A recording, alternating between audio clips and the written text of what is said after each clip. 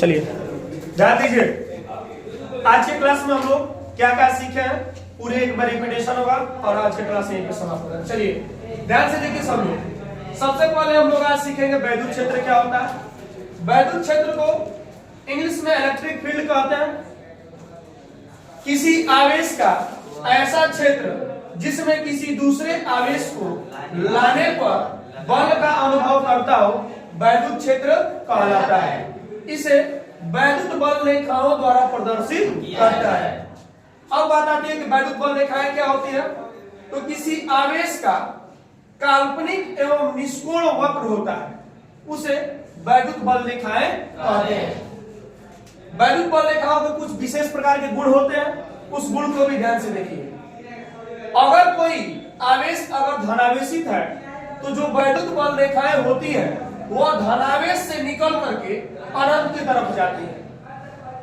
ठीक, अगर बात कर ले अगर कोई आवेश ऋणावेशित हो तो वैद्युत बल रेखाएं जो होती है वह अनंत से निकल करके ऋणावेश की तरफ जाती है।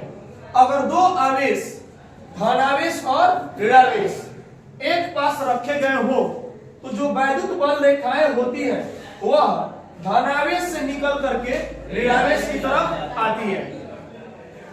इसके बाद जो हमारा टॉपिक होगा वैद्युत बल रेखाओं के गुण। तो वैद्युत बल रेखाओं के कुछ विशेष प्रकार के गुण होते हैं। वह गुण हमारा पहला है कि जब भी अगर कोई धनावेश है तो जो वैद्युत बल रेखाएं होती हैं वह धनावेश से निकल करके अनंत की तरफ जाती है। और वस्तु अगर ऋणावेशित हो तो वैद्युत बल रेखाएं अनंत से ऋणावेश की तरफ जाती है। अगर धनावेश और ऋणावेश दोनों उपस्थित हो तो वैद्युत बल रेखाएं धनावेश से निकलकर ऋणावेश की तरफ जाती है। जब दो बल रेखाएं एक पास हो फिर भी वह एक दूसरे को कभी प्रतिच्छेद नहीं करती है, क्योंकि यह एक दूसरे को एक पॉइंट पर किसी एक बिंदु पर दो दिशाएं संभव नहीं कर सकती है, इसीलिए यह एक दूसरे को कभी भी प्रतिच्छेद नहीं करती है।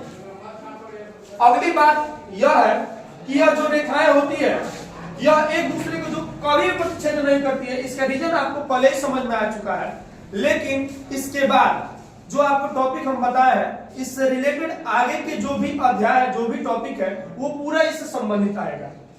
तो ऐसा कीजिएगा, पूरे इस टॉपिक को एक बार रिपीट कर लीजिएगा, घर पर इसको रिवीजन कर लीजिएगा और जो भी चीज है आप इसको जानकारी कर लीजिएगा। किसी को कोई दिक्कत समझ में आया? किसी को कोई डाउट है? जो डाउट है आप पूछ सकते हैं। कहाँ जाना है? भेज दिया तो भेज दीजिए। ठीक है, जो कुछ पूछना चाहते हैं पूछ सकते हैं, बोलिए।